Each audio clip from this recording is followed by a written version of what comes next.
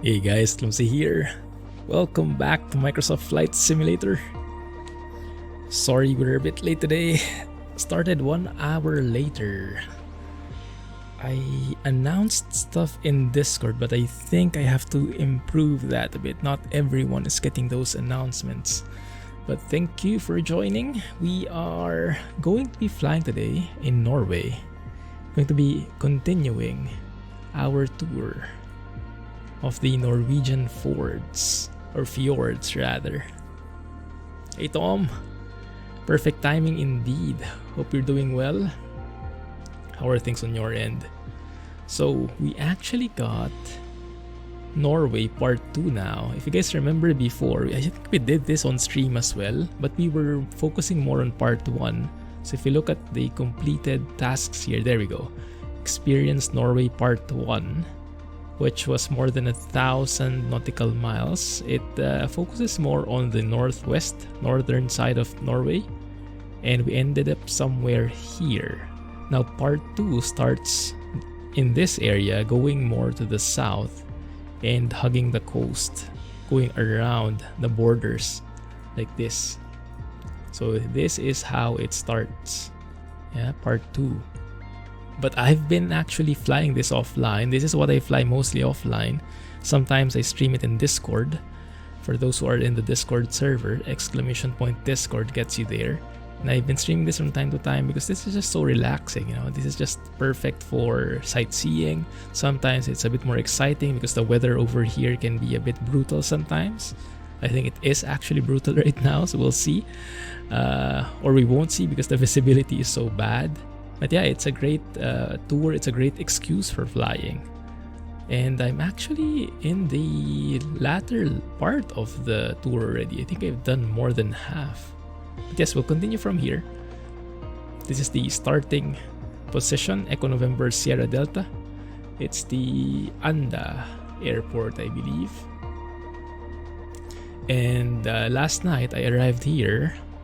I barely landed because the weather was just so bad. Hey Bernard, that's a very good question, man. Nothing yet. Thank you for joining the stream. Hey Patrick and Geek Squad, glad you guys could make it. Thank you, appreciate that. Sorry for the sudden adjustment in the schedule. I'm glad you could still make it. That's a very good question, Bernard. There is nothing much yet that can be done.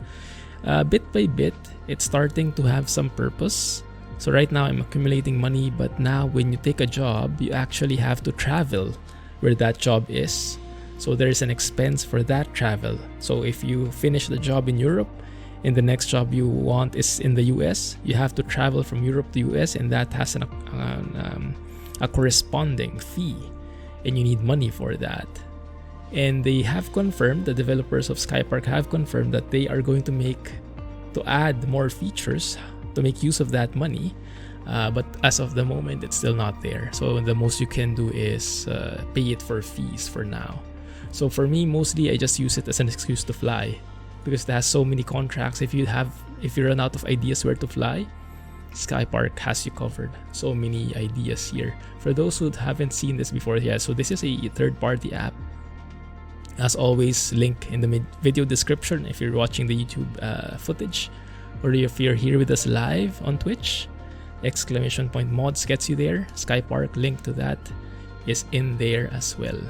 But yes, you have a lot of options, and you can take one of these tours, like predefined tours, or there's also some random aspects to it. Like you can search for jobs given certain criteria. Just gives you an excuse to fly and discover places you wouldn't have normally flown over. Cost for teleportation, yeah, that's a good question. Let's test it out. Hey Barry, glad you made it. Sorry for that confusion on the ET, Eastern Time. Yeah, I usually, when I give out times, I usually use it Eastern Time because many of the people are from the US, more familiar. Many of the people who watch the streams live are from the US because it's very US friendly timing. So most of them are coming from the US, so Eastern Time is more relatable. There are some people from Europe, but it's pretty late there at the moment, so we don't have a lot of them. And unfortunately, we don't have a big Asian audience yet. Hopefully that changes, but yeah, so it's not very relatable if I put Singapore time. as much as I would want to. So you can see the ring. That is the overview of how much you will pay. So currently it's detected that the last job we did, we landed here in this airport, so that's where we're coming from. So depending on the job you pick, you'll have to pay that fee. It's pretty cheap actually, yeah? $250, $500. Although yes, the farther you go, if you go to the US, it will cost $1,000. That's actually been bumped up already. For example, if you take a job in the Caribbean, yeah, it will be more than $1,000. Or I'm not sure if it caps out somewhere. But yes, so you have a bit more use with the money. Okay, and then you can look for different jobs. Sometimes they have special events, so they can actually join a Discord server for Skypark role playing, and they'll have new contracts coming up. Like I can show you, for example, in the settings here. So they have new stuff happening from time to time. So for example, the Norway tour that they added, so you can search that using #fjords, or you can have it like this is one event they have as well, Mid-Atlantic Cargo.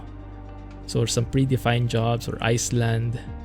Some of them are tours, some of them are jobs. So some of them you don't earn money, just fly around, earn XP but no money. Some of them are actual jobs. Hangar 7 for the DC-6 release, Alaskan Bush Adventure, Klondike. So they have these, how do you say, tailor-fit jobs. Yes, but they also have those totally random ones. Rum Tour, want to be flying over the Caribbean. Lots of different options there. Just pretty nice. I use this often when I don't have an idea where I want to fly, and just click something and there you go. Yar, Jack! What do you mean? No, it's not. What? Not what? How are you doing, man? Sorry, couldn't join your stream a while ago. Work got in the way. Taking a break from PC building. Are you PC building? You grind FSE. Yeah, it's not going to be as, at least not yet, not going to be as hardcore as that.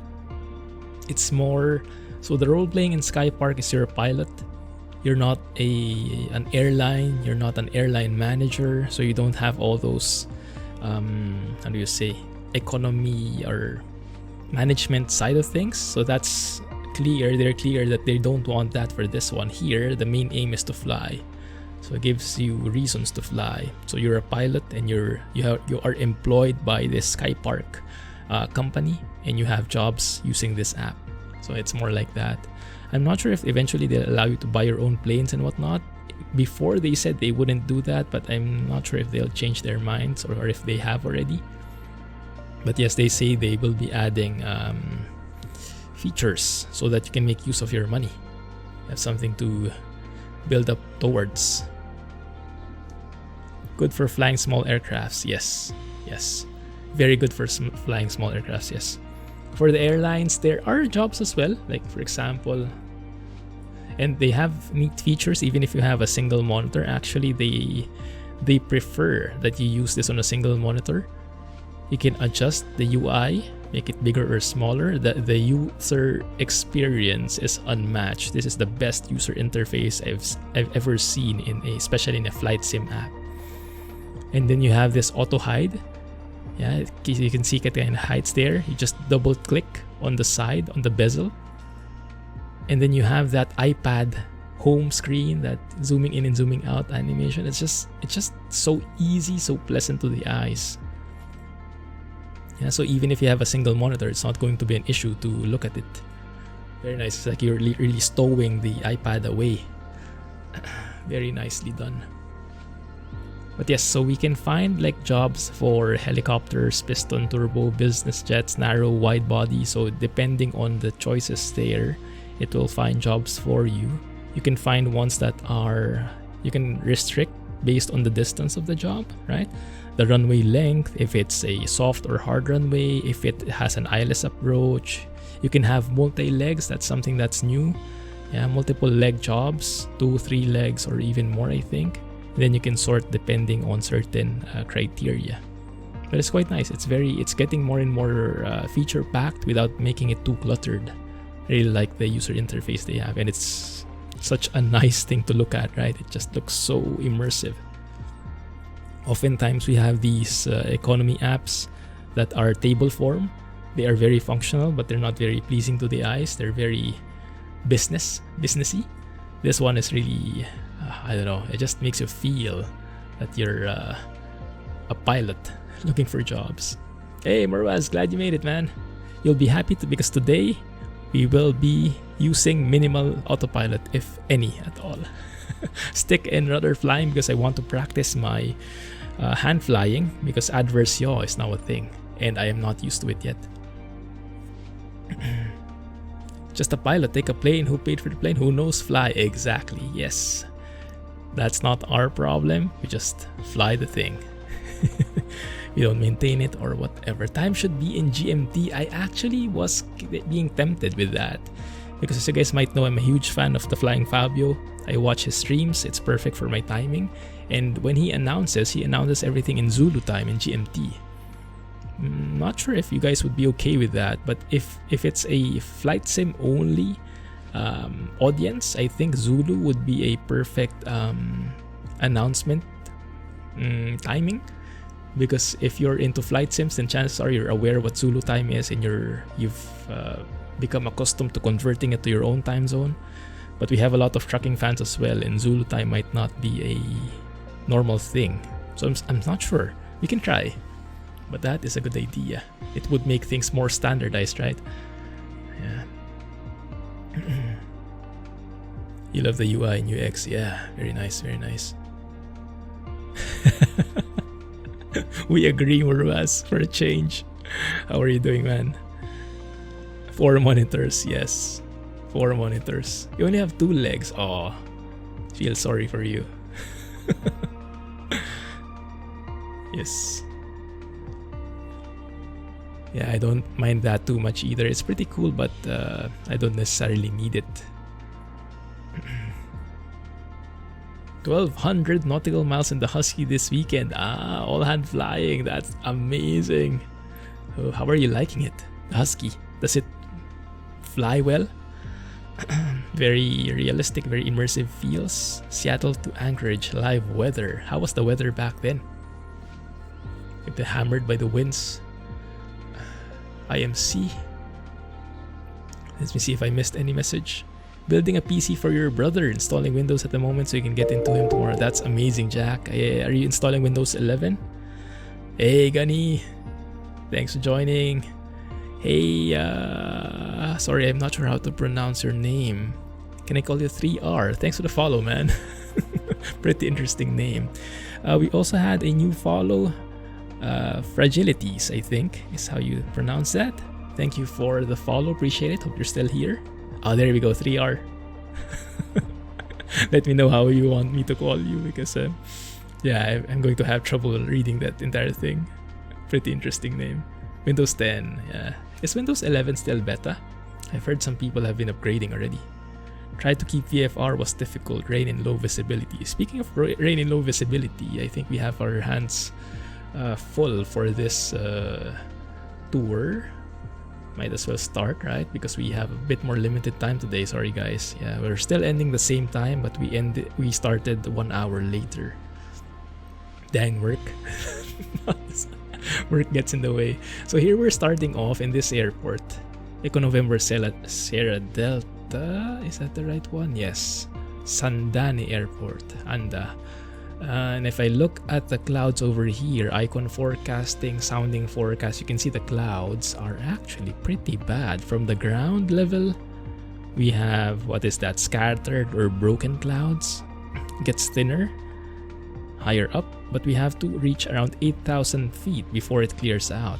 So I'm actually expecting that the airport is not visible. We will have pretty bad visibility from the get-go, from the beginning. Yeah, we'll have to see. It does seem pretty consistent in this area. Yeah, super heavy clouds. This one is like overcast,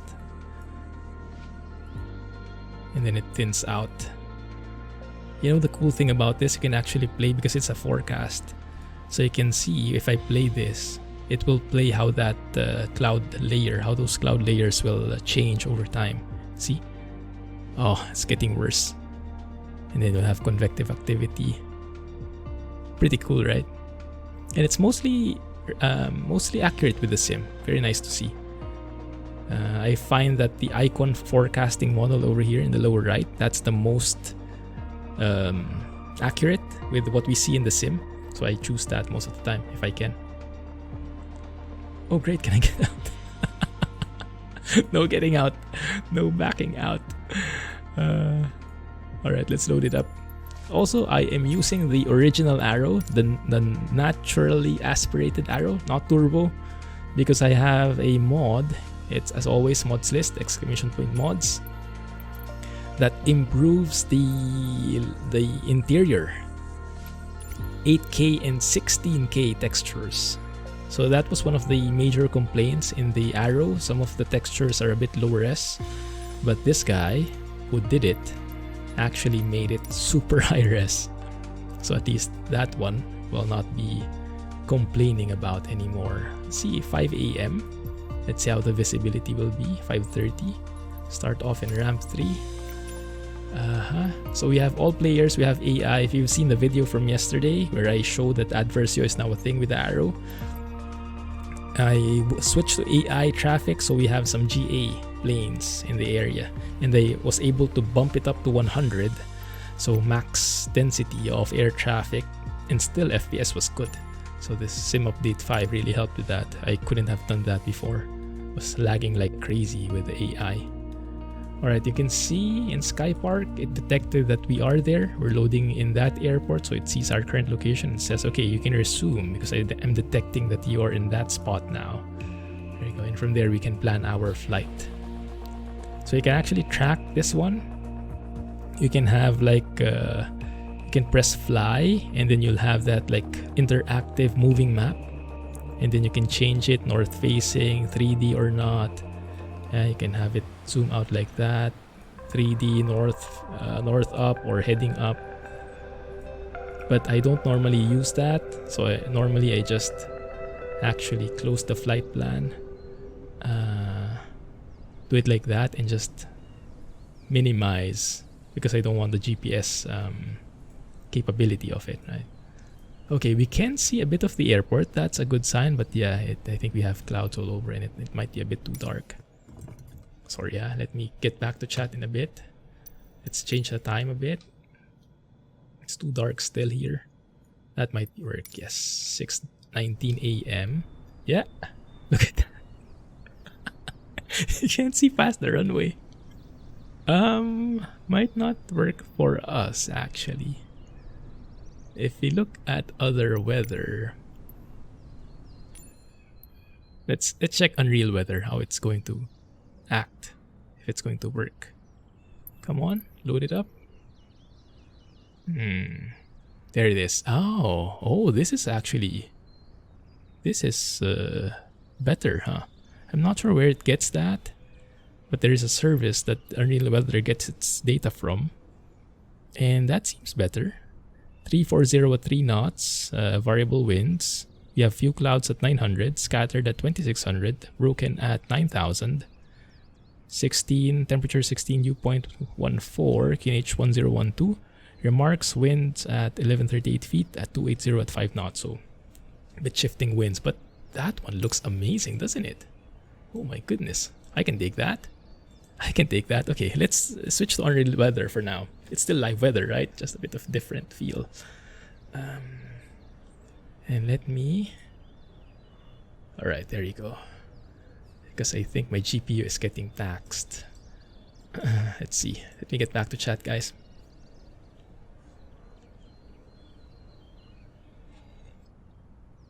We still have live weather is still broken. 15-degree temps but deep snow and ice. Yeah, I think there is a mismatch. I think in real life that's the real temperature, but I think it's the snow that's inaccurate. I think there is like dynamic snow now, but there's also static snow because the satellite image captured it with snow there, so it always has snow regardless of the time. So yes, I think there is still that mismatching thing. Windows 11 ready. Hey, thank you for following, Film. Welcome to the stream, guys. Hey, Gamaste. Thanks for joining. Sorry, I'm a bit lagging in the chat, but I'll get back to you guys. Skypark free? Unfortunately not. It's a payware.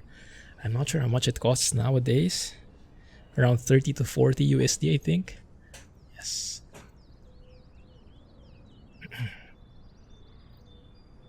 Pretty cool how they made Skypark tablet feel as if it's a real one. Not even connecting to the internet in all this application. Yeah, yes. Very smart, right? It's all local. The contracts are all being generated locally, so it removes the dependency for a server.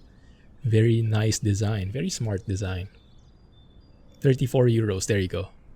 Showing dynamic snow and ice, so it's just not textures. Ah, okay. So that really, I see. So that is really a mismatch. Interesting. Okay, so this is how the textures look like. And from the beginning, you'll notice the high quality, because usually this is the main pain point of the arrow. The pillar here has a very low quality that you can see the pixels on it. But what the author did is, I think this entire roof, this entire ceiling, he made it into 16K textures. And the rest, the panel here, he made this 8K. So it's all crisp and juicy. Maybe not juicy. All right, let's see. But let's have a look at the QNH 1012. Okay, let me set that here. Let's see if it's consistent. 1012 would be somewhere there.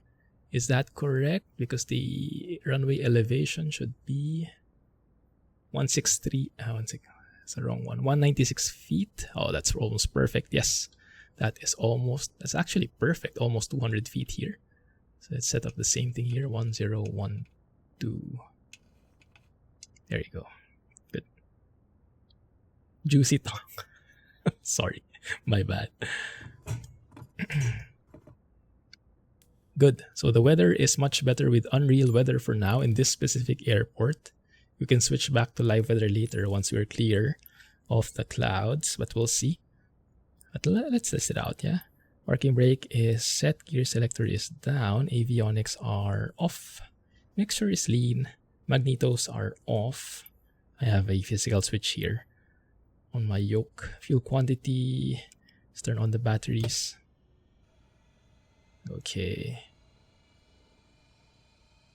That looks okay. I don't think we need to refuel. And the right tank looks more full, so let's activate that. We have those annunciations working. Looking good. All right, turn off the batteries again. Let's check our flight controls if they are free. Yes, not hitting my microphone, but are they correct? Left, right, and right, left. Looks good. Stabilizer forward and all that looks good right there. Rudder looks awesome as well. All right, good. How about the flaps? Flaps are working on this side. Make sure it's consistent with the other. Awesome. And the trims, make sure that's in neutral.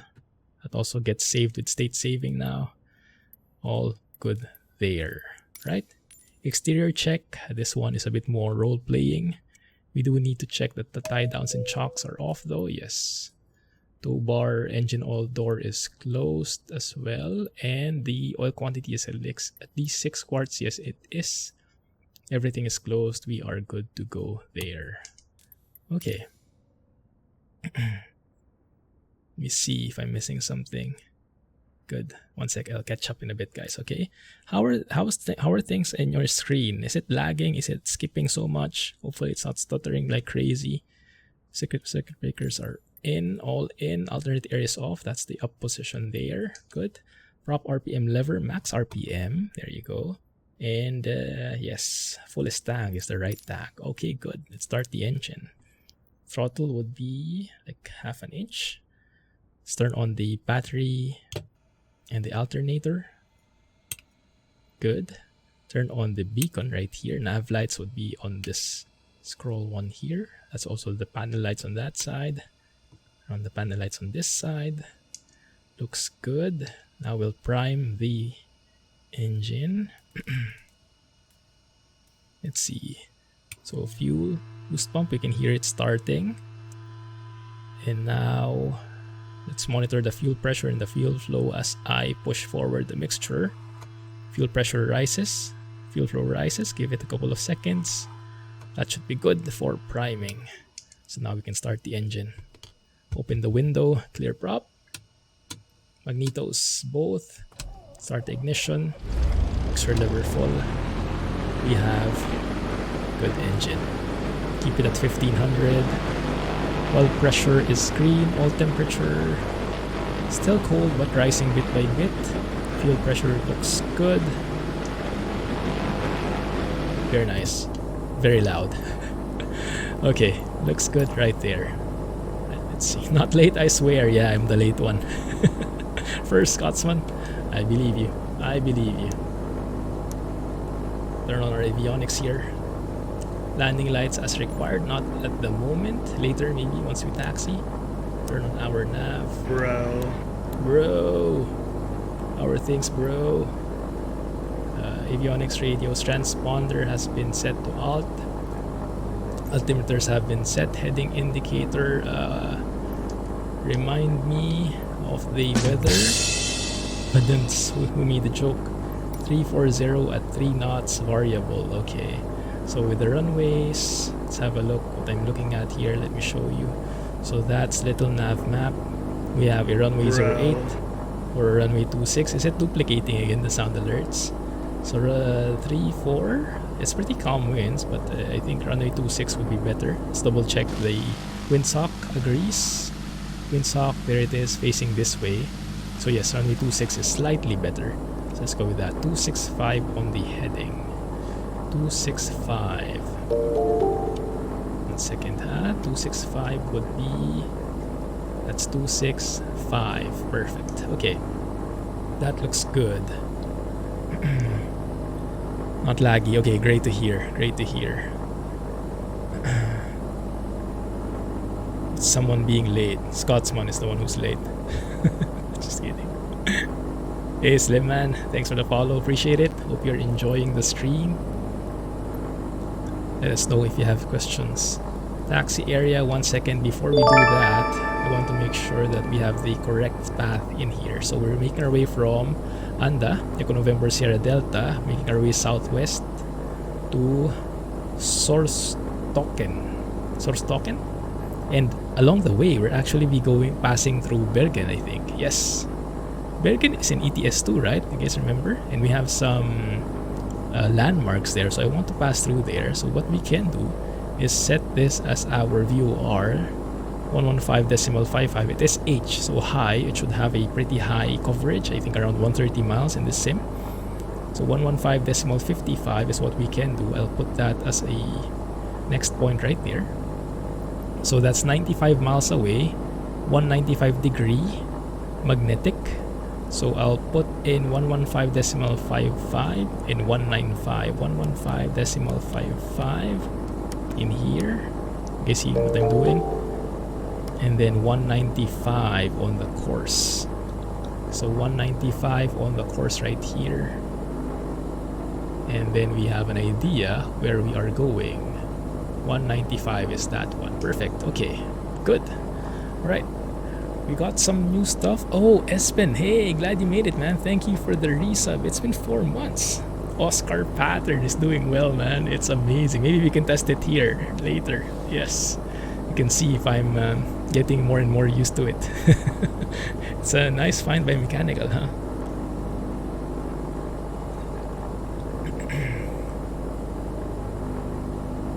Six five 8675309. What is that? Is that random numbers to confuse me? Oh my goodness, it's working. All right, let's see. Something more interesting about this airport, guys. Let's see if we can notice it from here. Is it obvious? I think if it's this one, it's actually a slope. So when I release my parking brake, we'll actually be falling backwards. So it's nice. Actually, the physics works. Looks like there's an AI plane there waiting to take off. Who's he waiting for? Someone landing. Oh my goodness, that looks beautiful. This is live weather, guys. Well, unreal weather. Unreal live weather, not default live weather. I'll take it. Amazing. Flying together? Yes, for sure. You can join. That's a good point, Barry. If you guys want to join, feel free. We are in the Southeast Asia server, so you can join there, and you can spawn in at Echo November Sierra Delta Airport. Did I get it right? Echo November Sierra Delta Anda Airport, yes. Or you can just fly along somewhere. You might be able to meet if you start in Echo November Bravo Lima, Brinchland. That can also work. Got the perfect plane for cold weather. Oh, is that you, Gunny? Oh, that's not AI. You're waiting for me. That's amazing, man. What plane is that? Oh, that's pretty cool. Glad to have company. 5MS. Yes, Singapore is a very small place. So I'm probably right next door to the server. Yeah, that's why I don't want to switch servers. I don't get that often. Right, let's see. Taxi area is clear-ish. Parking brake. So if I pull back on the throttle here, guys, and then release the parking brake, look what will happen. Whee! So it actually works. Ground physics works. It's sloping. Yes, you will actually fall based on that slope. I had a hard time. It's so hard to taxi forward. Look, if I try it, it's like almost taking takeoff power just to move forward. Let's move here because I want to do a run up. So anyone who wants to join will have a bit more time. Ooh, there's a pothole there. A virtual pothole. Right. Parking brake is set. You got the pits. Ah, that's why I don't see it. I don't have the pits. Oh man. That would have looked so amazing, man. Gonna leave the canopy open. Oh, that's going to be a very nice breeze, huh? Alright, let's set that to 2000. Let's check that later. Parking brake, mixture 2000. Yeah, looks good. It's actually higher than what I want. Set that to 2000 and we'll test the magnetos. Left mag, so we see a drop in the RPM around 100.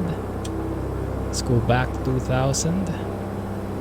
This time let's check the right mag. We get around 100 RPM drop as well. That's good, so it's more or less even. Go to left, go to right, no drop in RPM, so they're pretty consistent. Let's go back to both. Looking good. Right, so magnetos check. They are good. Vacuum gauge 4.9, that's the typical value. Oil pressure is good. Oil temperature getting hot, but still good given the load that we're giving the engine right now. Ammeter is working. Annunciators tested. All those lights are working. They are. Propeller. Okay, let's test the propeller.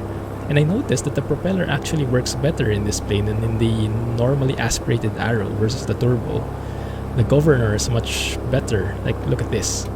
If I exercise it, go back, it goes back to 2000 much faster than the turbo Arrow. I'm not sure if that's by design or if they simulated it that the turbo Arrow has a more crappy governor. But this one goes back there much faster. One more time. Alright, so the prop governor is working. That looks good. Alternate air is off, and aux boost pump, that is off. Fuel pressure is in the green. Engine idle. Let's see how low the RPM will go. The cheapo version of the sim. You get 80 in Southeast Asia server. Not bad, huh? Wait a minute. Cheapo version of the sim. I think that's Payware, right? The pits, is it? Alright, 700. Yeah, it doesn't really go down to 600, 650. I don't know why. But the checklist says for that, but it never does reach that point. At least I've never seen it. 1200, we have a good run-up. Alright. Yikes. Sorry to hear that, Tom. Glad you are back. One of the MSFS 2020 planes. Oh, is it? Okay, then I should have it then. Yeah, I have the Premium Deluxe as well, so all those default planes should be with me. Now, it might be that there is... I've noticed a bug here. One sec, let me pause. Because I have Traffic AI, and I did set generic for the AI traffic, but not multiplayer. So multiplayer should be representing the real thing. But I have doubts about this setting because I've had instances where even if I set generic, I get non-generic planes. So I guess the vice versa is also happening. I think this setting is a bit bugged still.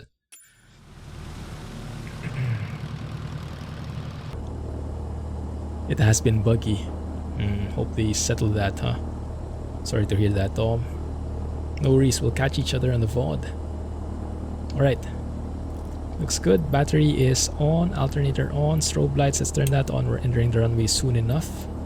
Landing lights and aux boost pump, turn those on as well. You can hear it. Fuel selector, fullest tank. You know what? Let's switch and reset the time. Oh, there you go. I actually wasn't timing it yet. Let's start that now.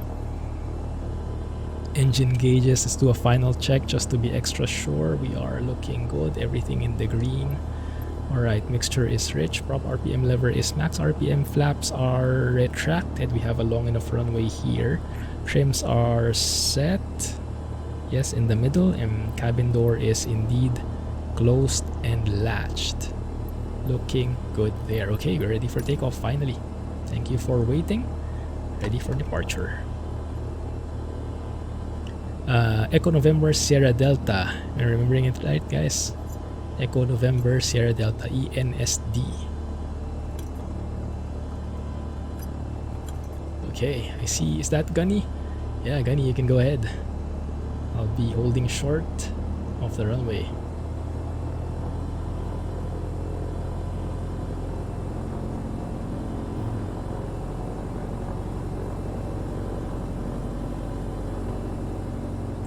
Go and hold short here. Maybe try and align ourselves properly. It's a bit downhill. Whoa. What happened there? I think we have some pretty strong winds, huh? Oh my goodness, now I'm scared. Did you guys see that, or did my face cover it? I hope you guys saw that because that was epic. Feel free to join, guys. Echo November Sierra Delta ENSD Airport, Southeast Asia server. Looks like it appeared Aussie, huh? Hey Ned, thanks for the follow, appreciate that. Hope you're enjoying the stream. Feel free to say hi and join the chat. Oh my goodness, that's such a beautiful scenery. It's also lazy and should go to sleep. More than welcome if you change your mind, Moraz. You could do with your insane hand flying skills. Right, we should be able to start over here. For those who want to join us but are not yet here, you can join us somewhere in the middle. The next airport along the way is, what did we say a while ago? 1 second. Let's hit the parking brake here a bit. So we are starting off here, Echo November Sierra Delta, headed southwest. So you can join us here in Bridgeland, Echo November Bravo Lima, along the way. Yeah. Let's see. Good. All right. Everything looks good. All right. Timer is starting. And because we have the normally aspirated arrow, I can just go full throttle here. No risk of over boosting. Keep center line, get a feel of how the winds are like. Gonna use back taxiing. Let's stay to the right of the runway. Alright, 70 knots. Oh yeah, it is a bit finicky, the winds. Looking good. Tap the brakes. Pause the brake, gear up. Man, that looks amazing. Pitch for 100 knots. Sorry guys, I'm just sightseeing for a bit.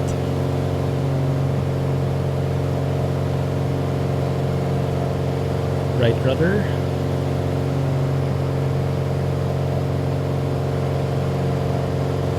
is exactly what I was hoping for with this Norwegian tour. Oh, this beautiful scenery. Alright.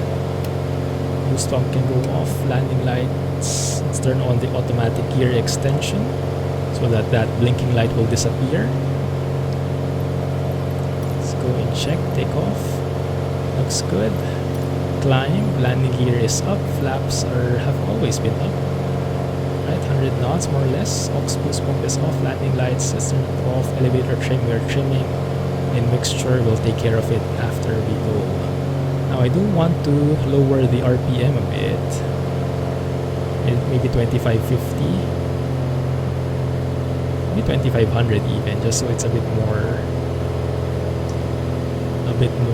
easy on the ears. You know about those skills. Face planted live on another stream in front of everybody, even though the streamer had most of the screen covered. That's just stage fright, man. Oh my goodness. That looks amazing. Alright, now the unfortunate thing is that the VOR is still dead. We are not tracking it yet, so we can see we have that nav red tape here. That means the nav is not yet tuned. It's not receiving anything. So it cannot tell us how far we are, what course we are on. But what we can do is just head that general direction until it comes alive. At least we have an idea. Let's have a look here. Now I am noticing sometimes the textures are great, but sometimes the textures are like blurred out. Not sure if that has something to do with the RAM consumption. My goodness, the clouds look beautiful, don't they? Has any one of you encountered that issue where the settings don't change or don't save? Because I've been seeing that a lot in the forums. I don't think I've had it. I hope I don't. Oh, there it is. VOR's alive. See? The nav tape is gone. We are seeing the VOR. We have a distance for it even because it has a DME component. So we are 95 miles away from the VOR. So I can tune that there. So to get to that VOR, we just head that direction. 190 looks like. Let me hit some altitude here first. Start leaning the mixture bit by bit. Just so we get better power with the climb. Cousin's doing new fly. One airport in Alaska with no fuel had 42 pounds left. Yikes. 6 gallons usable. Crashed 150 feet from the runway in his 152 as he ran. Oh my goodness, so close yet so far. If he had done a straight in, it would have been fine. My goodness. Close with no cigar. 6 gallons per hour. Would have been just right, huh? It would have been just right. So let's head that way. Are we able to clear this mountain in front of us? I think so. Might be a bit close. We can try to avoid these mountains as well, these clouds too.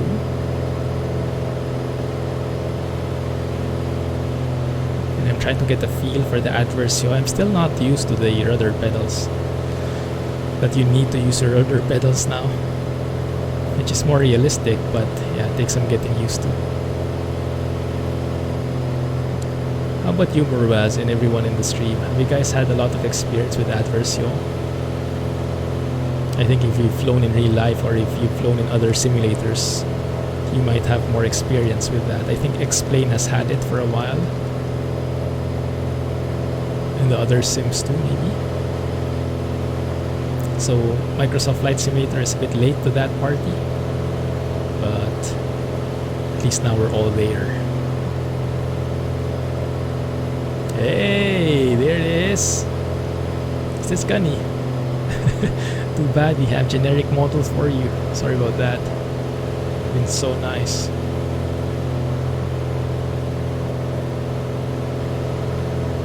Muston did not believe he ran out of fuel. Yeah, these days you're not sure anymore which is which. We're turning to the west here, towards that 195 course. Oh my goodness, look at this beautiful mix of clouds and mountains. That is such a beautiful sight. Once we get stable here, I'll turn on the forbidden technology, the autopilot, so we can fly level, because I'll want to take some photos. Right. We can squeeze ourselves in between these cloud layers. That will look amazing.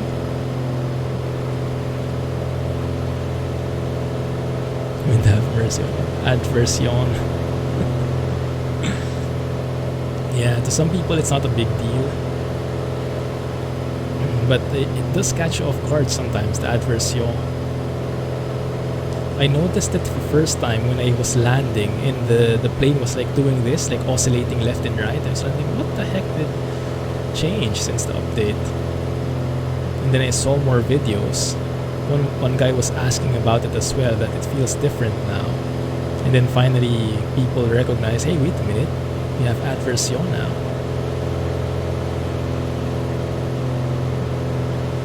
That looks amazing. I didn't think Unreal Weather could make clouds like this. It's nice. I haven't used it in a while. We can compare it, how it looks in live weather. 1 second, let's switch. It's going to be quite different, I guess. Oh yeah, that's so different. Oh my goodness. But this one is not bad either. I think I'll stick to this one now. Whichever is more convenient, right? Right, let's pull back. 7,500 should be a good enough altitude. Well, I guess we should be at even altitudes here, because we are headed to the west. So 6.5 maybe? 6.5, so that we're closer. Let's go with that. So I'll start descending here a bit, so we get a nicer view of these as well. But this is not bad either. I saw something blink there as well. This view, guys. 1 second. Right. Let's turn on this autopilot just so it flies wings level. That's it. Yes, wings level. My goodness. Now, isn't that a view? Oh my goodness. We have a thumbnail.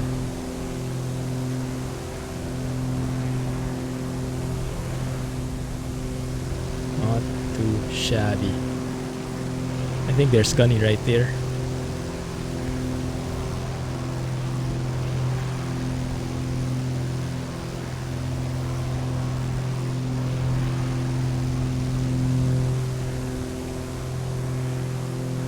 We have some, I'm not sure if that's one of us or an AI plane. Actually, not sure. I like it. The more planes, the merrier. Why are we not descending? Come on, descend. There it is. That's autopilot, no buy. You can hide your eyes. You can close your eyes. Like, cover that part with tape. Longer stream, yeah, I wish. Unfortunately not, Scotsman. Unfortunately not. Yeah.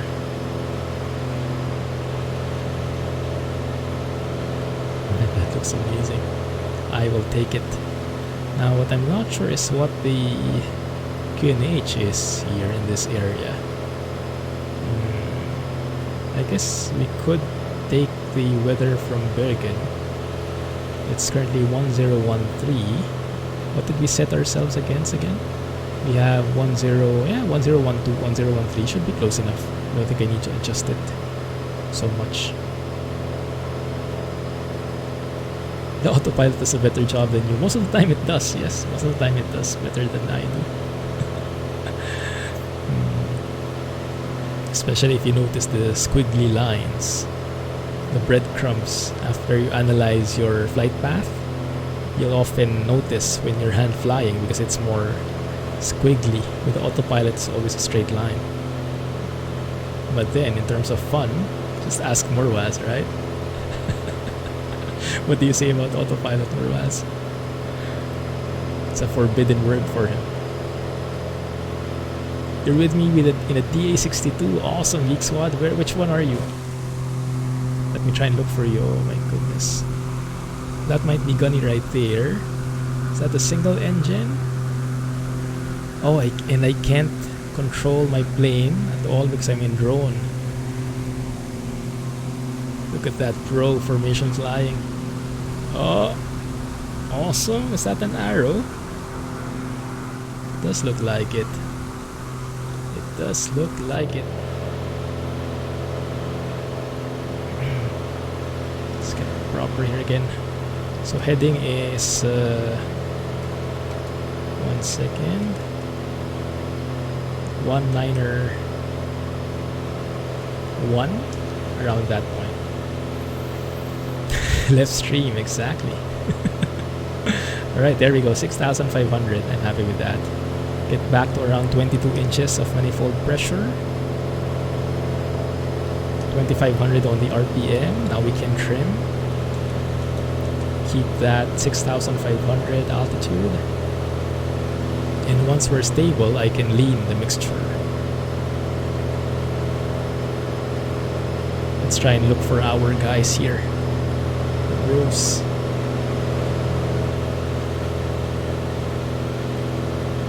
I see someone in the distance. Someone blinking. Alright, let's go with that. Now let's lean the mixture. Pulling back, pulling back. Let's look for the peak. There's the peak EGT. Let's go 100 degrees rich off that. So pushing forward until 100 degrees rich. There you go. That is our power setting for this altitude. Good. And now we can trim again because the power changed. We're getting more power now. It tends to try and pitch up.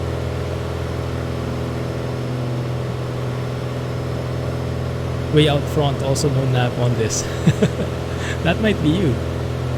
That might be you. Crossing below me, Espen. Oh, that was you. Were you on the arrow? I saw an arrow cross below me. That looked so cool. Time on autopilot, the solo will struggle. The sim struggles to quantify it. Is it 0.00001 hours? Not enough decimals. Oh, there we go. Oh yeah, that might be Geek Squad. See a dual engine there. I think it's in a generic model again. Sorry about that, guys. And yeah, nice to see. Compass is the only one you have. Okay, 190. That should be enough, I guess, to take us there.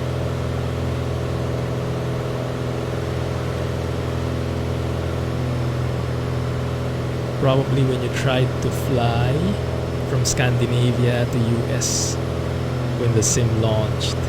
Even you mostly hand flew when you got to Greenland though. Goodness. Yeah, you have an amazing endurance for hand flying.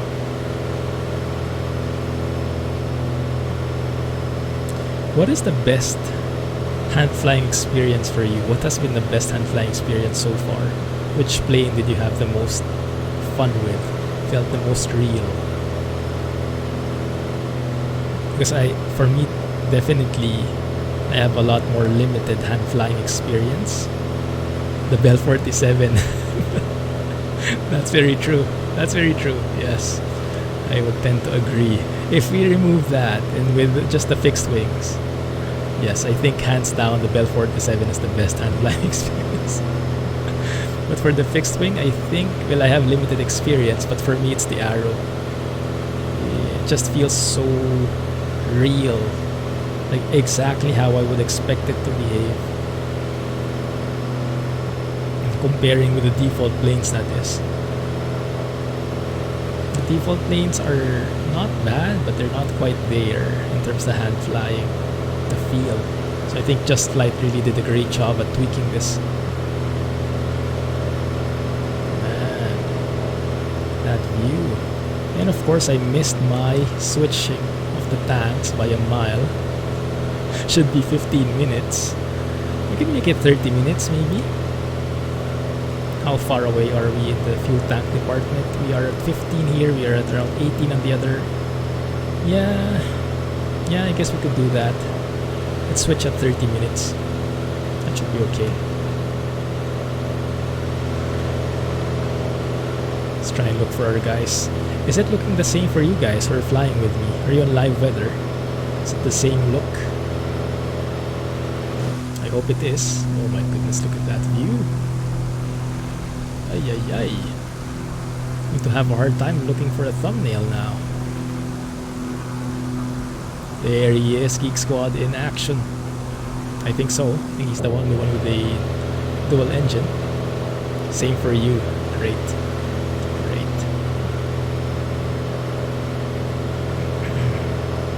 Looking good. Let's get an idea of how fast we're flying. So we're headed straight for the VOR. That means our ground speed reading should be fairly accurate in here. So we are traveling on the ground at 135 knots, but that has a wind component in it, right? Not sure, we might have headwind, we might have tailwind, we're not sure. So we can compare what true airspeed we're getting. So we're at 6,500, 1 second, and that's almost pressure altitude because we're at almost 1013. So 6,500 is the pressure altitude. And outside it's what is that, 4 degrees Celsius. So what we can do is go here, go for 6,500. So that's the altitude, that's 6,000, that's 7,000, that bar. 6.5 is the one in the middle. Match that with around 4 degrees. Temperature here is 0 that way. That's 10, 20, 30, so it's somewhere here.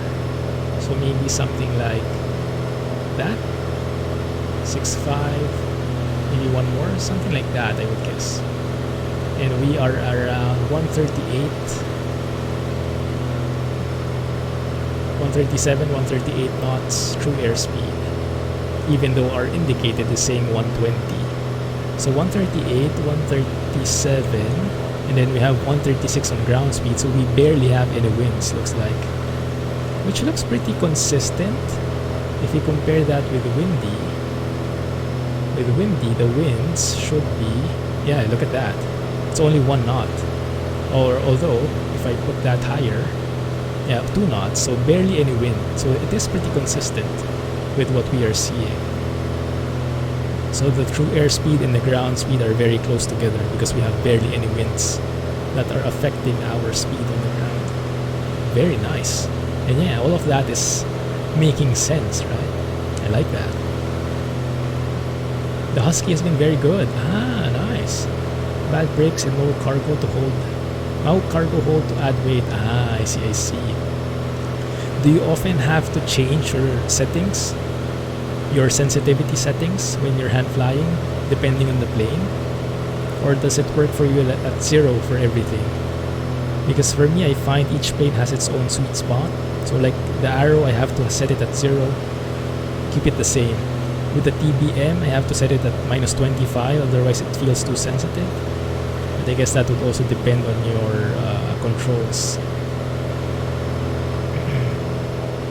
I remember with my previous yoke, I had to set it at -50 for it to be controllable better. 1 second, just checking. Okay, looks good. Looking good there.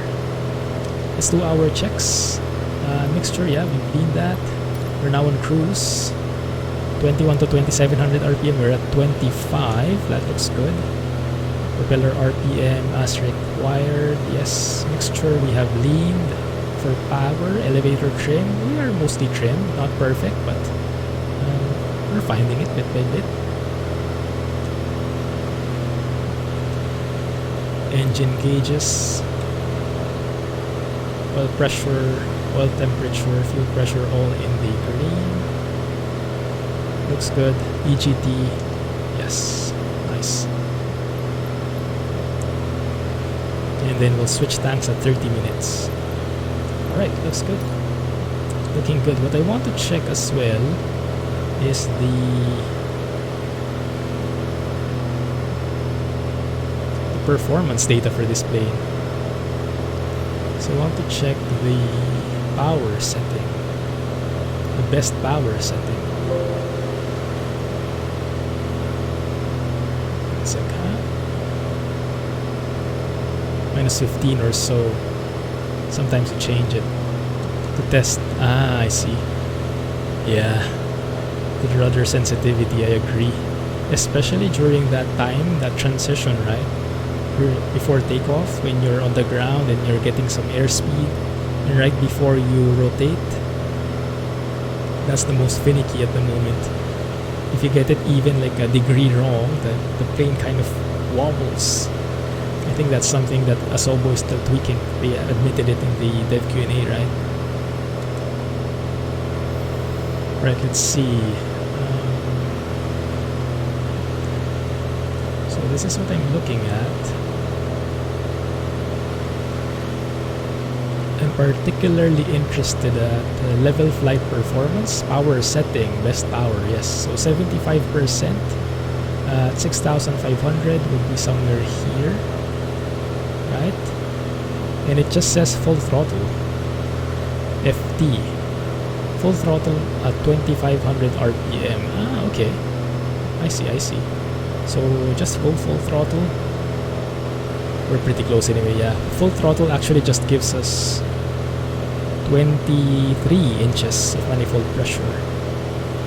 Yeah, not much it can offer more, being a naturally aspirated engine, more turbo.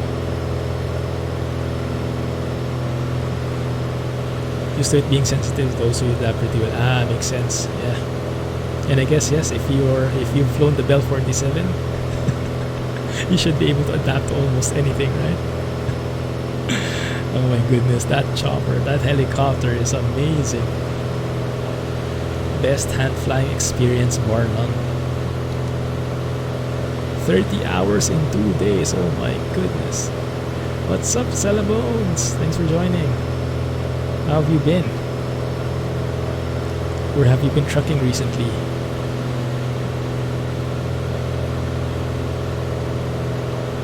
Went around Tasmania. How do you decide where you fly?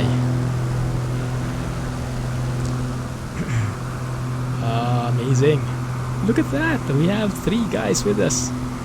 That looks so pro. 3 guys invisible. We might have more actually. Let's take a photo of that. You guys have your lights on? Yes, you do. I see it. I see them. Pretty nice, guys. And since you're flying with me, then you're probably noticing me doing all sorts of wiggling and wobbling. Not doing a fixed anything. Alright, we're 50 miles away from the VOR. Let's get an idea where we are on the map. We have a huge... what do you call this? Is this a fjord? We have a huge thing, body of water. So that should be easier to spot. Let's have a look at little nav map here. Oh, I think I know where we are. Even without measuring anything. Huge body of water on the way. We might be here. Yeah, this might be it. And if you compute 50 miles from the VOR, 50 miles is exactly at that point. Yeah, that's where we are. Pretty cool stuff.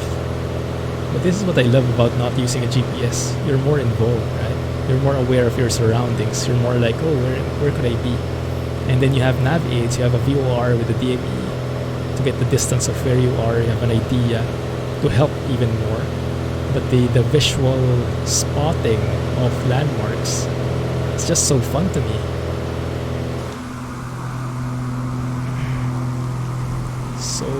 Cool. Oh, we actually have 4 friends. Awesome, guys. 4 bros with us today. Thank you for joining me on this flight. That feels amazing. Look at how pro that is. And yes, it looks like I'm veering off course. Let's fix that. P149, then you have no autopilot, no choice, huh? What is that? Is that like a... Is that a tail dragger? I suck at flying tail draggers. I don't know how. Good radio navigations. E149, huh? Should try that out. Joining just in time for formation flight. Hey, Bunkies, was that you? Nice. Glad you could join, man. That is amazing. Almost 30 minutes. Okay, not going to miss it this time. Switching fuel tanks. $24, it's very detailed. Who is it by? That's great. Alright. Boost pump. If we need to land, well, maybe that would be a good area. Is there an airport in the vicinity? There is an airfield in here. I don't think that will work. But yes, we're high enough that we have plenty of space to the side. Okay, so let's switch tanks. Yeah, left tank pretty used up. Let's switch to the right. Wait a few seconds. Everything is sounding consistent. No sputtering. Fuel pressure, fuel flow, still good. Awesome. Nice. I'm veering all over the place.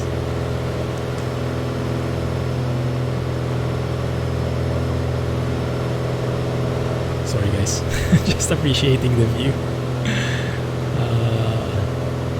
Unmatched, unparalleled. You saw my plane doing something like that, like yawing, oscillating left and right. I think that happens when you're, yeah, the adverse yaw. When you do those small adjustments quickly, no rudder input, even after you level off, kind of remains like that still. Oh, look at that. Amazing stuff. I wish the generic plane models didn't load. I wish the actual models loaded so I could see your planes in full glory. Antonov AN2?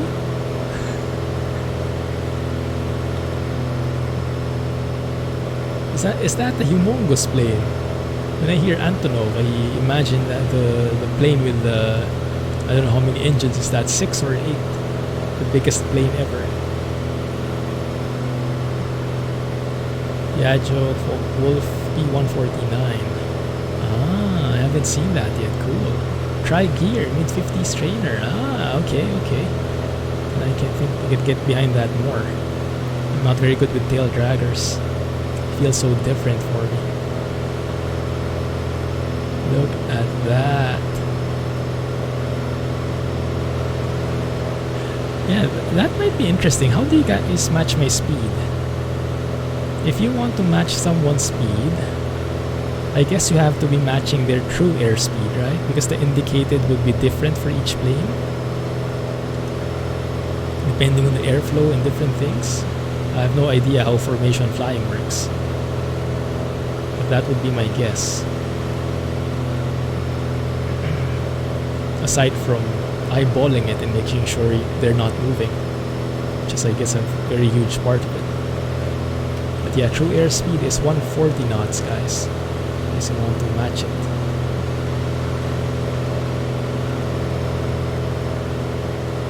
AN2 was one of their early planes. Ah, you can't land this thing.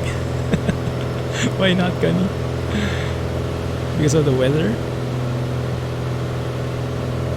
Very famous biplane. Okay. Large radial engine. That must sound very good then, huh?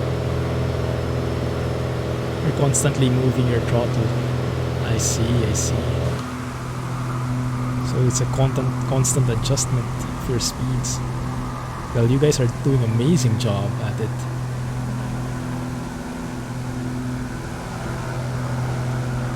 Pretty cool stuff. Oh my goodness. Isn't that just an amazing view? Super happy with Hotfix 2. And I understand it's still not solving everyone's problems, unfortunately. I've had people reach out to me asking for help on how to fix Microsoft Flight Simulator. Some people are still getting CTDs. Some people can't even download the sim. You know, the download package. After you download the client and then it updates the packages, they can't progress from there. I would love to help them, but I don't know how. Not sure how that works. But yes, so many complexities, right? I hope Microsoft is able to help those people. Because if it works for you, it's great already. But yes, there's still those, how do you call it, teething issues. And these are issues I think that have been there for a while, even before, depending on the person's internet connection, on their PC, so many factors. PC is just so hard to troubleshoot, and the more complex the simulator, the more complex the game, the more things that can go wrong, right?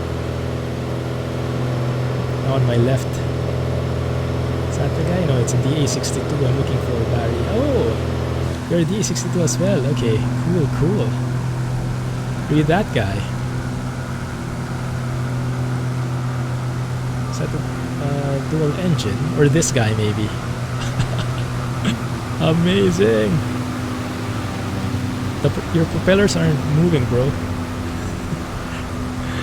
Are you sure you're fine? Look at that straight line. Like a boss. Yeah, that's dual engine. So cool. That's you. Oh, that's you below. So that's Barry, probably. That guy. Track IR works wonders here in external view. There he is. I'm kind of tempted to turn off generic flight models, but when I pause, you guys will all leave me behind. I will be stuck in place. Oh, sorry. I'm getting off track here. 33 miles. You're far behind. El Jerome, thank you for joining. And thank you for joining the flight as well. Maybe I can see you from afar. Let me try and see. Maybe you're a dot. Oh yeah, I see you. That's probably you. That's pretty cool, man. Glad you could join. We'll have to think about descending, guys. This is a very bad weather for descent, I think. Sorry, it looks like I'm a bit off track as well. So just that. Don't worry, Barry, you're not alone. You're not alone. I'm right there with you. Oh, you guys are doing great. So let's see, we are at 6,500. The airport is... Actually, I want to do some sightseeing as well. But I'm not sure if you'll have... Yeah, it says VFR here in Bergen. That's that indicator that's saying VFR. The green circle with the white color inside. That's VFR, no clouds. Kavok. How do you read that anyway? I always read it as Kavok. But yeah, I do want to explore Bergen as well here. The city itself, because there are some landmarks. So if we want to descend 6,500, let's put it at 7,000, descend to 0, so we need to lose 7,000 feet times 3. We should be descending 21 miles away from the destination. We're currently at 29 miles. Okay, so 21 we should descend, and we should descend at a 3-degree descent rate, 3-degree vertical path angle, right? 3-degree down. And for us, you do that by, you can calculate which exact speed or vertical speed that is by getting the ground speed, which is 134 knots, times 5 if I remember correctly. So 134 times 10 is 1340 divided by 2 is around 650, 700 feet per minute. So we should start our descent at around 21 miles at around 700 feet per minute, and that should take us to our destination at almost the exact point, more or less. But let's leave a buffer so we can probably start descending at 25 miles, and then we'll see if that works. That's the theory. We'll test the theory. But can't all be as pro as you. I'm sure you are. I'm sure you are. Judging us all from a distance. Found your home in the sim. It's in Alaska. 45 AA is the code. 600-foot strip out in the wood just by a lake. Wow. Sounds like the perfect home. No one to bother you. Hey Jake. Hey, that's amazing. Thank you. Glad you found the stream. I'm glad you made it live. Thank you. I appreciate it. How's Sim Update 5 treating you? Are you also playing it? We've had mixed feedback from Sim Update 5. Mainly if you can get the sim to load, then you're enjoying it for the most part. But yeah, if you're having those CTT issues or whatnot, that might be troublesome. Okay guys, we're starting our descent. Just to give a bit of allowance, 25 miles. We'll be descending at 700 feet per minute. So I'll pull back on the throttle here. Maybe we'll pull back to around 15 inches of manifold pressure. Let's see how fast our descent will be in that case, and then we'll adjust accordingly. Right, we're overshooting 700, going to 1,000 feet there, that's fine. That will stabilize as we get more airflow in with our descent. The nose will come pitching up again. There you go. Starting normalized. So right, I'm not pulling it up. It's just going up on its own. We'll see how far that goes. That's 1,000. That's 900. 800. Okay, I might have pulled it a bit too much because it looks like it's settling at 900 and 1,000. So let's push a little bit forward.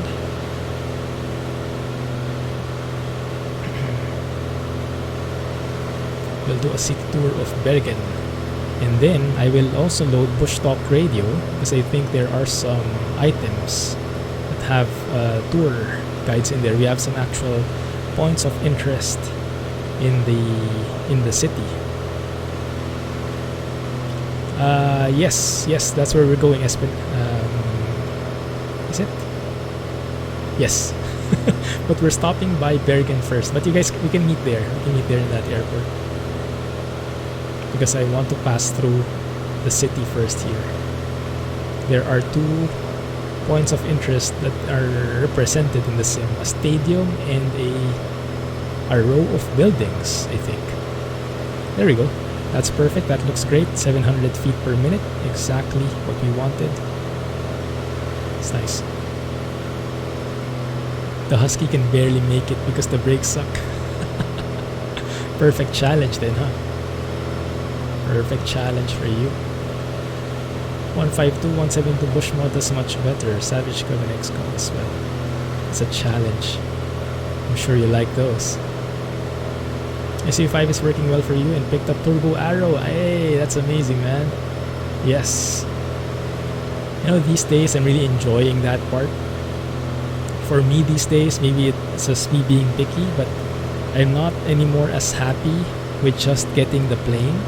I also want great documentation with it, because part of the fun is reading the manuals and aligning what you see in the manual, seeing that in the sim, you know, getting that correspondence, that consistency. It just improves the immersion even more. So I really appreciate it when the developers come up with a great manual, a very detailed manual.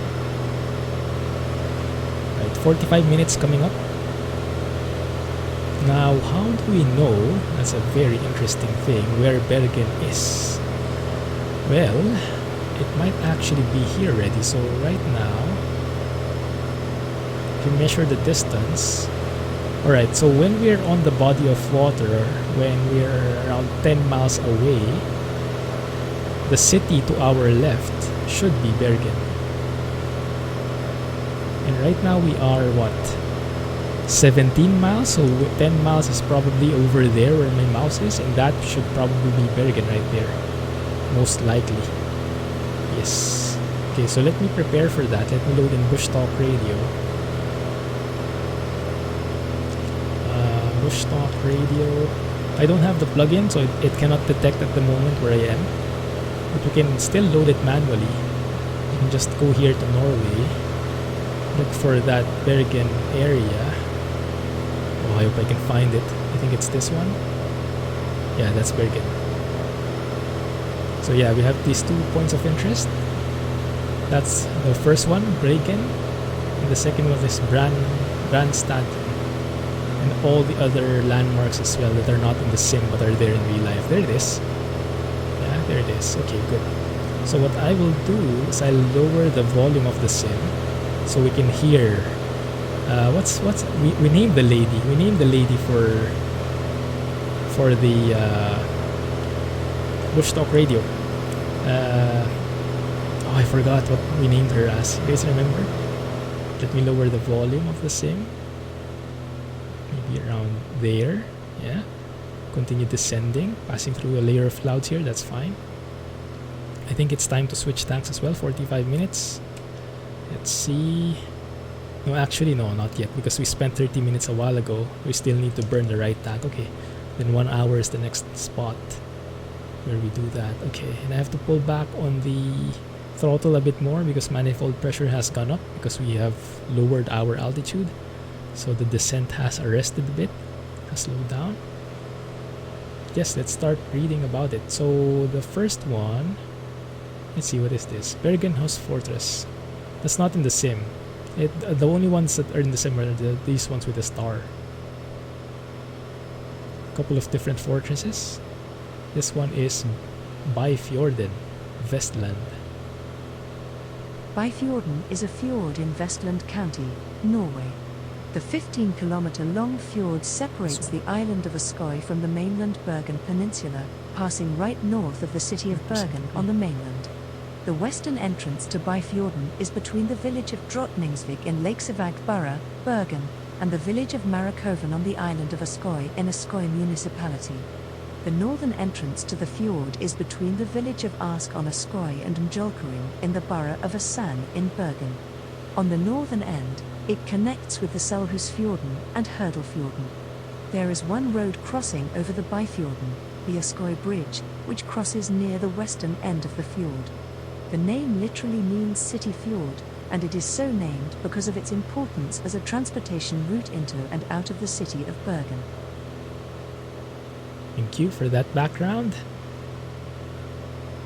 Right, let's see. Let me move this to a different window so it doesn't block your view. I'll take care of playing the audio as we need it. Alright, so the one that's closer to this one is Bergen, I think. Let's start playing the audio tour. And as we get closer, I'll look at it better.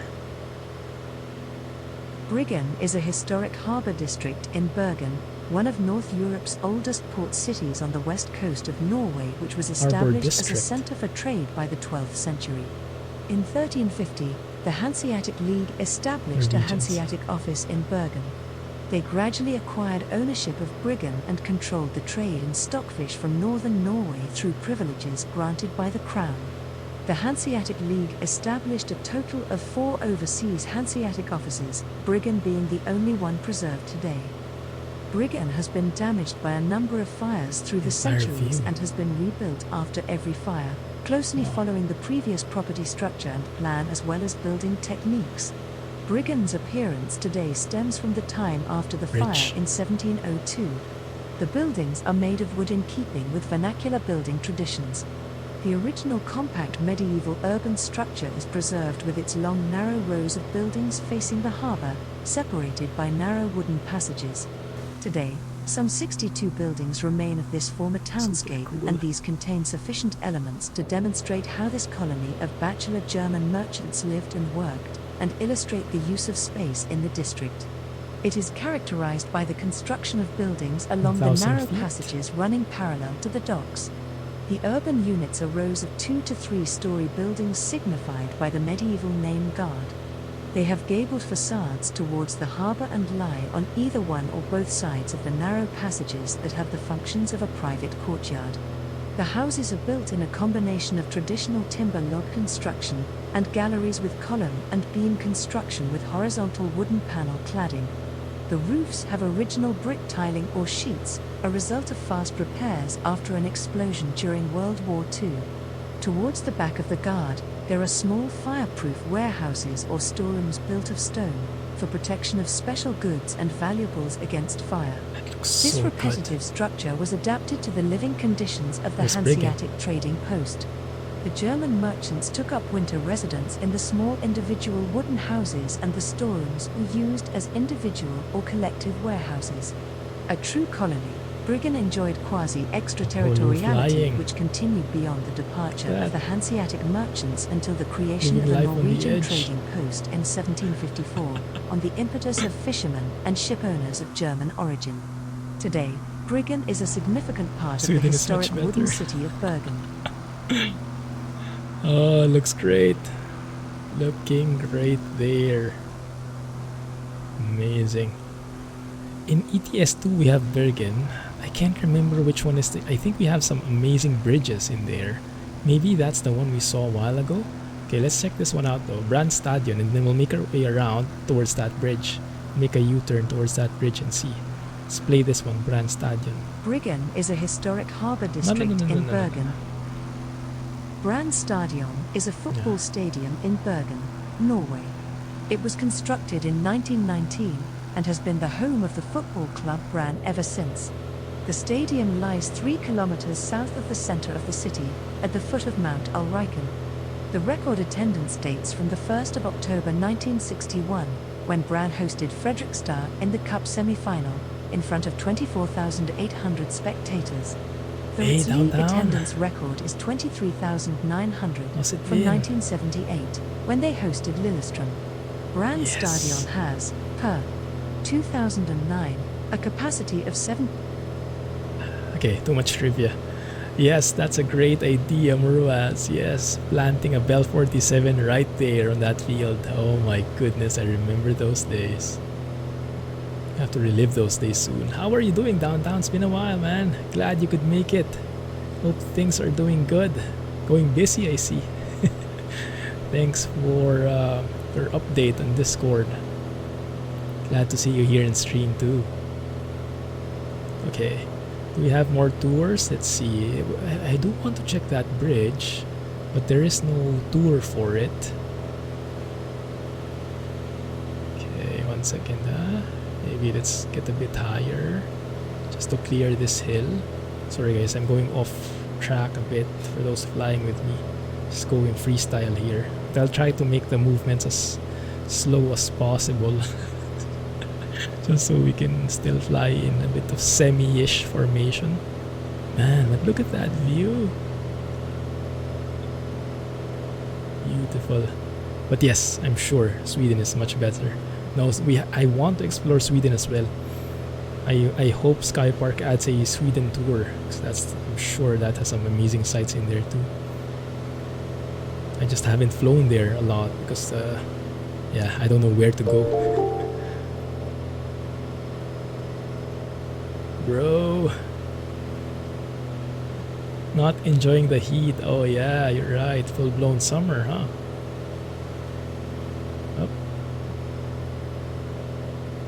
Apply a little bit of right rudder. There you go. Release it as we release the yoke. Looking good there. Okay. Let's get lower. What is this? I see something. Is this part of the wheel of VFR? Yeah, I think so, right? The radio towers and whatnot. Because I do have that mod. Wheel of VFR Part 1, I think, is encompassing Europe, if I remember correctly. Hey, Captain Biscuit, thanks for the follow. Appreciate that. Thanks for joining the stream. Hope you are enjoying the chill vibes. At least I hope those are chill vibes we're getting. That's the bridge. You guys know me, or probably you don't, but if you don't, I'm kind of a bridge guy. I love flying through, driving over bridges and taking photos. I'm not the guy who goes below the bridges though. I'm not adventurous enough for that, but we can at least get closer, I think. Pull back on the throttle and I'll increase the volume again of the game in a bit. Let's get closer here. Oh, look at that. Yeah.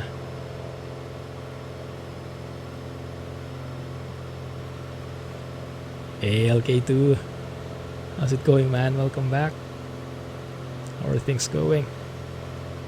Not too shabby. Maybe this is the bridge.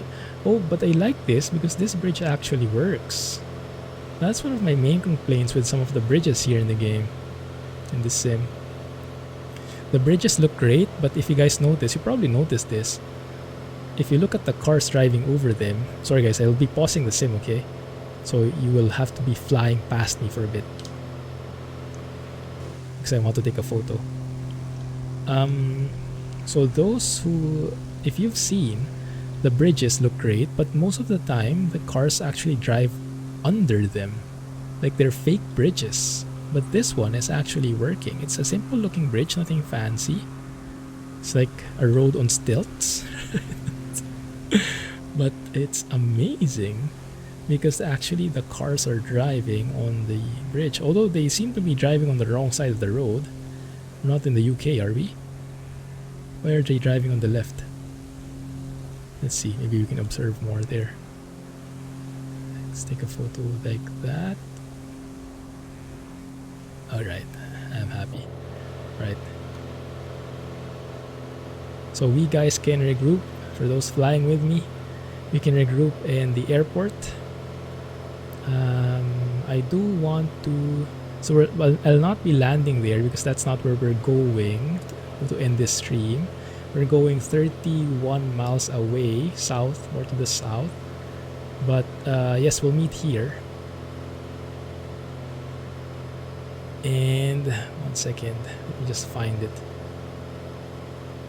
Let me just get myself settled in here. 1 second, guys, huh? Go around the world in the DC-6 and fly under all the large bridges in the world. If the sim will even let you, right? Oh my goodness, look at that. Foggy looking vibes. That is beautiful. I love it when the clouds kind of mix with the hills and you get all these layers. Getting goosebumps with the vibes. Gone back in time. Alright, let me bring up the volume again. You guys let me know if it's too loud, okay? There you go. No hitbox under bridge confirmed. Okay, good. You survived, Espen. Yeah, that's one of my main worries with the bridges here in the sim. It's sometimes they have like a solid wall below them, even if you can't see them. 1 second, where is the airport? We're 3 miles away from the airport. Airport should be on our right. So it should be somewhere here. Okay, let's get there then. Alright, Muraz, happy to have you. Thanks for the company.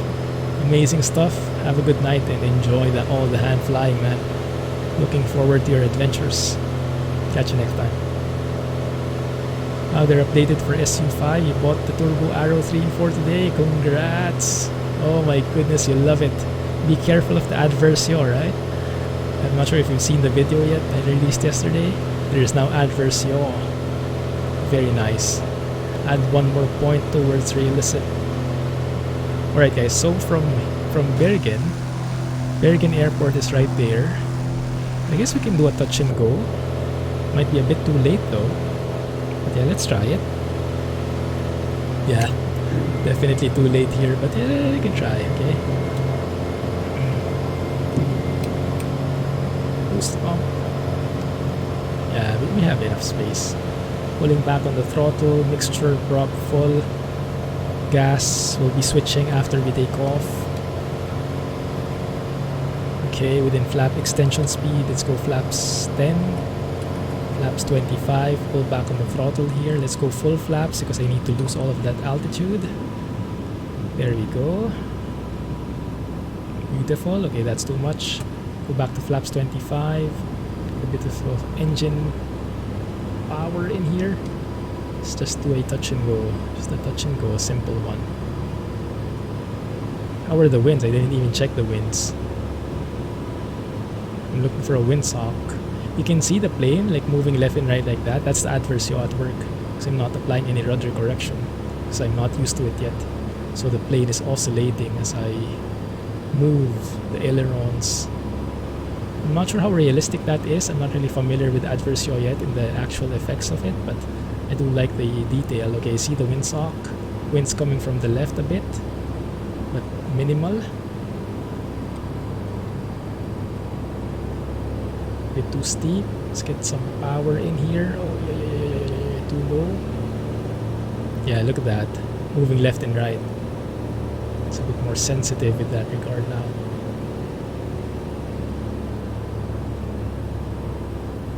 Okay, should be good.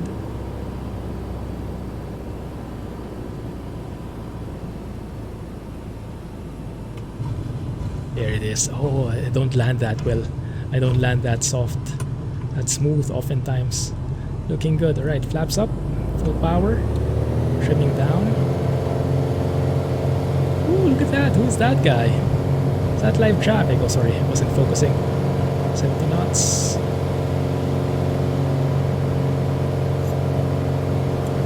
Still have a bit of runway.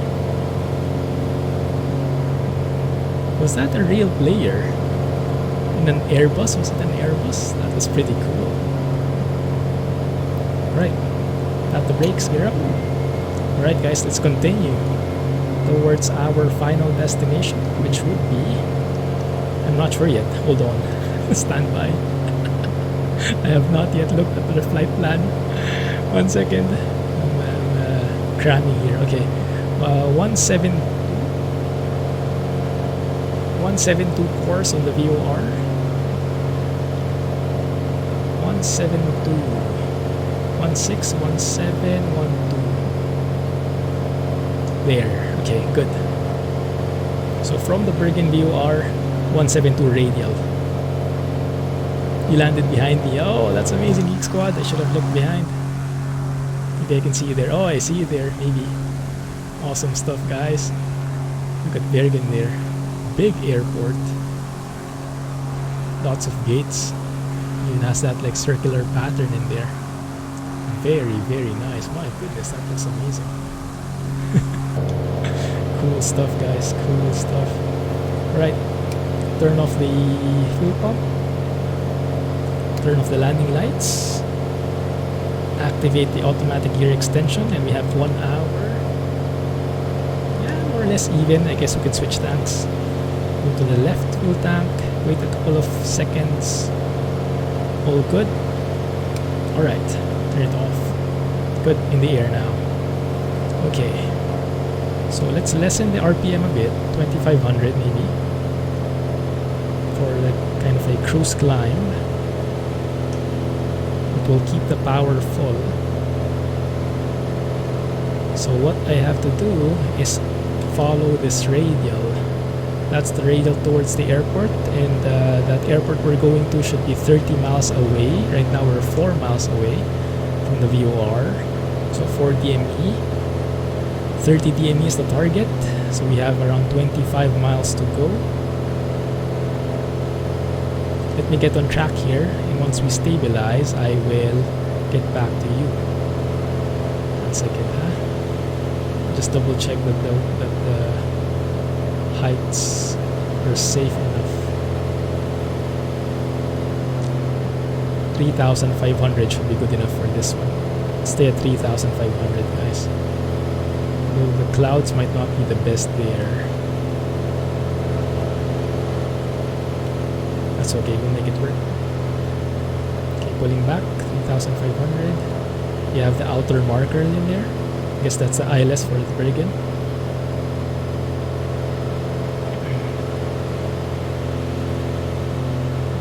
3,500. 22 inches. The manifold pressure. 2,500 on the RPM. That should be a nice power setting for this altitude.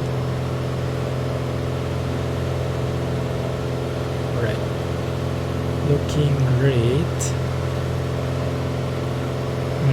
Not too happy about it though. Not too happy that we have clouds in the horizon. Not best for sightseeing. I think we'll descend, guys.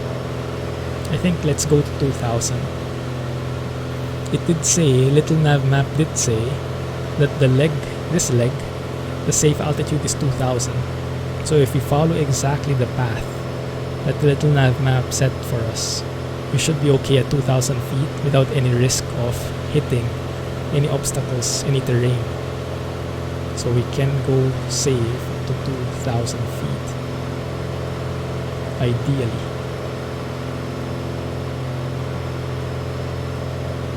I'll show you where I see that in a bit. Alright, let's continue the descent there, pulling back on the throttle just a bit more. So if I show you little nav map, there.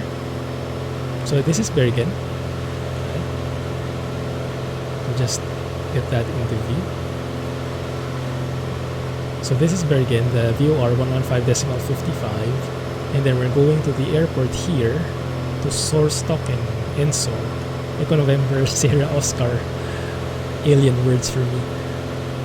And it says 172 degrees, 31 miles. But if you look on this part here, you can actually see the vertical profile is this part right here. Yeah? If I zoom in, that guy, you can see it getting marked where that is. And you can see there's a tooltip, the bottom screen. So let's get back to profile, 2000 feet. You'll see on the tooltip on the little nav map vertical profile there at the bottom of the screen. It's a bit small, but it says leg safe altitude 2000. That's this orange line here where my mouse is, 2000 feet, and it shows the terrain below. So no huge mountains in this view, in this specific leg. Now there might be mountains to the left or to the right of the leg, so that's still a risk. But if you follow that exactly, the path that little nav map set for us, then we should be okay. And it looks like it looks okay, right? It looks consistent. We have small hills here and there, but nothing reaching 2000. So we should be okay-ish. Good. Right. Getting closer, 2000. I won't even bother leaning the mixture. 2000 feet, I don't think that's that important. What I will do though is double check if our power setting is good enough for that 75% power. Let me load up the PDF again.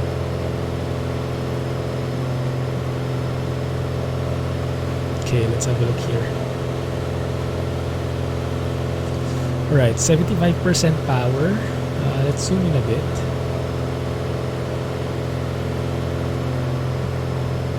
So 2000 feet, that's this guy right here. 2000 feet pressure altitude. 75% power is at 2500 RPM, 25.6 manifold pressure. Okay, so I'm putting it too low actually. 25.6 is somewhere there. That's 75% power. Good. And now we trim, and I'll have to lean it again just to be sure. You know, I mentioned I won't lean it, but the manual says to lean, so we'll follow it. Alright, there. That should be stable enough. Pulling the mixture, looking for that peak EGT. You see the needle changing. There's the peak. Any more and it goes down, so it's going back to the peak. And 100 degrees rich would be somewhere there. Yeah.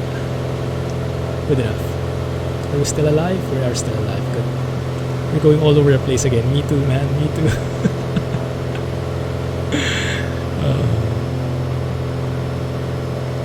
Looking good. Looking good. Let's have a look behind if we still have some guys behind us. Sorry, guys. No, should be a more organized, but just enjoying the view. Did we lose everybody? Let's see if there's still someone. Oh, we do. You guys are great. actually hear them as well. We have two behind us. At least. You guys are awesome. Oh, those are skills. Oh. Veering away. You've been hand flying the whole time. Amazing. Yeah, hand flying is a much more rewarding experience, isn't it? Oh, this is nice, seeing all these wind turbines here. And actually, I think the wind turbines are accurate in that when the winds are strong, they actually are spinning faster. I think. So I think that's a good way of knowing how the winds are, at least. Not the direction, but at least the strength of the winds. Very nice. So we're now 19 miles away. Little nav map is saying that's 31 miles to the airport. We actually have a localizer here as well, which we can tune into. 110.10. Usually that has a DME component. It's alive. Go to nav 2. We are 11 miles away from the airport. Cool. Okay, let's go and follow that. Why not? I see someone in front. Is that guy one of us? Or is that the airport blinking? Might be, I'm not so sure. But okay, so let's have a look at this one. 110.1, it's a 145 degree course, right? 145 degrees. So let's do that. 110.1. It's alive. Let's go ahead and plug in 145 degrees here. 145 is there. 145, perfect. And looks like we are doing okay, we have to move to the right a bit. We're 10 miles away. Okay, so what we can do is we can change, go to like a 210 heading maybe, for a much more aggressive intercept. And then let's see if that works. Right rudder, release right rudder. It's very hard to notice the adversio, but it's there. Good. Going crazy even with autopilot. Downtown, hey, the TBM has been great. Yes, the TBM improvements has been updated as well. So I think it's working as great as it has before already. Last week we took a spin for the TBM without the improvement mod yet, and it was good already because of the G3000 mod. But now it's even better with the improvement mod, now compatible with SU5. Right, let's get back to 2,000 feet here. Left tank.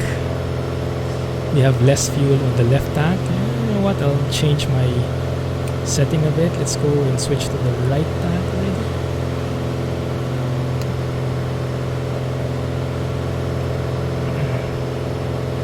Yes, that is a good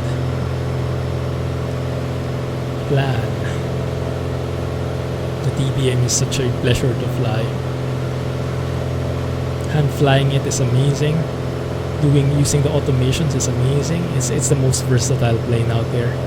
Yeah, you can do a proper instrument flight, you can do visual flight, you can go slow, you can go fast. Yes, definitely agree with that plan. Plus, you have all the fancy TBM stuff, specific ones, right? So that's going to be even more perfect. I think that's the airport right there. Oh, there it is. You can see the localizer. I just blew past it. As I saw the airport, because the airport is right there, the runway. I blew past the localizer. So let's go ahead and get back in.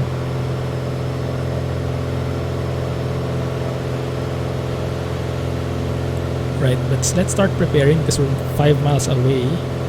Let's disarm the automatic landing gear extension. Okay, we see that there. Fuel, let's do our comps check. Gas is on the fuller tank, that's the right tank. Let's go ahead and slow down. Pull back on the throttle so that we are within 130 knots.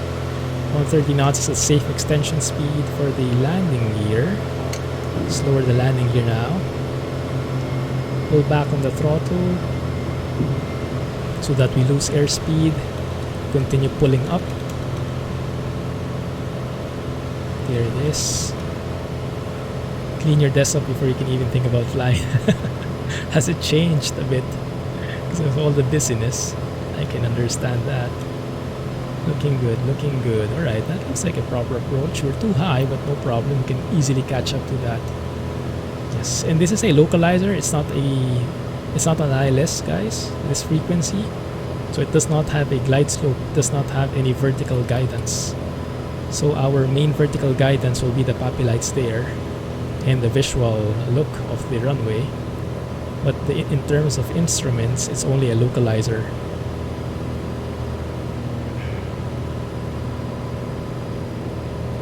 Also, it seems like the localizer is a bit off.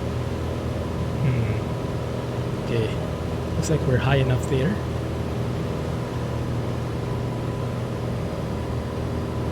That looks good. Bit slow maybe. I find that here in Norway there are a lot of these airports with the offset localizers. I'm not sure if this is one of them, but like the localizer course is different from the runway heading because there's a mountain right in front of the runway, so that has to be offset a bit. Seems to be a common thing. Look at that. Formation landing, is it going to be a thing too? Alright, let's go flaps 20 or 25 rather. Second notch of flaps, that is. Getting a bit high. Alright, let's do our comms check. Gas is in the fuller tank. Undercarriage, we have 3 greens. Mixture, go to full. Propeller, go full propeller as well. Full RPM. And then switches. Landing lights. Fuel boost pump. Looking good. Looking good here. Right, and then very minor adjustments on the aileron so we don't get that left-right yawing, oscillating yaw that has been introduced with the adverse yaw. Looking good. Right. You guys doing pro landings. There is a tree. There is a tree right above, right below us. We have to make sure not to touch that with the landing gear, so I think it's better to be a bit high. Whoa, whoa, whoa, whoa. Some drafts from the trees, maybe? There we are. Okay. Looking good.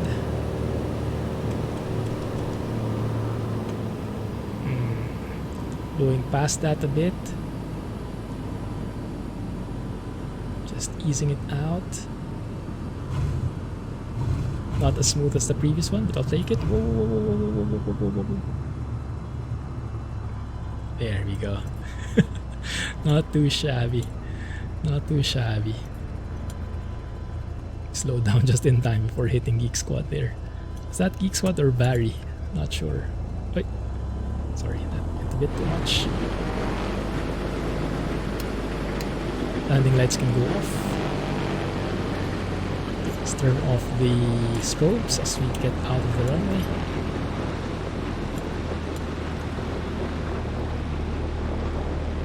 Awesome. Why is Espen? Espen I can see perfectly. His arrow loaded up perfectly for me. I think that's Espen. The arrow is a bit biased. For the others it just goes to the generic one.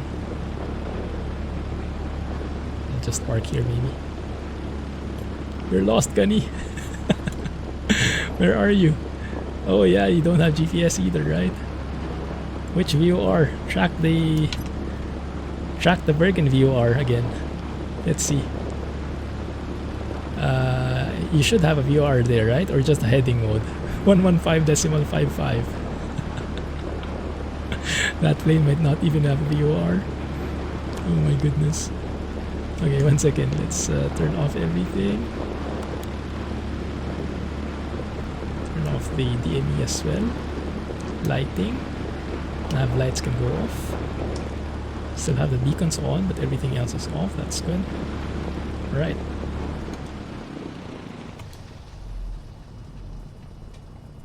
Very different shutdown sound from the turbo. I like the turbo more, like a heavier bass. This one is a bit more subtle. Alright, turn off the magnetos. Don't forget that. Fuel tank. Beacons. Looking good. Let's go ahead and put some tie downs in here as well. Chocks and tie downs. And with those chocks and tie downs, awesome stuff, guys. Look at that. Should be able to release the parking brake as well. No nav at all. Look for the mountain that looks like a guy. The cloud that looks like Simba. You guys know that meme? Oh my goodness. I wish you all the luck, Gunny. But you guys are amazing. Thank you for flying with me. Thank you for joining me on the stream. Sorry we started a bit late, but I think it was worth it. I think it was worth it that we continued. Yeah, I wish I could load all of the planes. Hey, you know what? Let me do a check, okay? Let's try something out. If I remove the traffic, turn that to ultra maybe. I don't think it will change anything now that the planes are loaded. If I turn off generic everything, I don't think it changes right there and then, huh? Just see. Well, something changed. Either Barry or Geek Squad changed how they look. But yes, the others are still generic. Yeah, I think it's a bug in the sim right now. Turn that on, turn that to low. And I do this because of the traffic. Some of the traffic models, the AI traffic, they don't have lights. So I have to set it to generic so they always have lights because I'm using a mod that has lights for the generic planes. Mufasa saying you're lost. Yes, exactly. Alright guys, we'll leave it there. Thank you for joining me in the stream. Short but sweet. Appreciate the company. Catch you in the next one. We'll do some trucking 2 days from now. But yes, I'll be flying all over the place still. Appreciate it, Downtown. Glad you could join. Yes. And thanks for the group flight, guys. It's fun. I haven't done a lot of these yet before. So I'm just starting to experience it now. Have a good night. Have a great day. Catch you on Discord. Guys stopped on the runway, it's you. Well, I stopped just in time before I hit you. So all good. Thank you. Yeah, same here, El Jerome. Awesome stuff. Thank you, LK. Have a good one, guys, and bye-bye. Clumsy flying. Catch you in the next one. See you.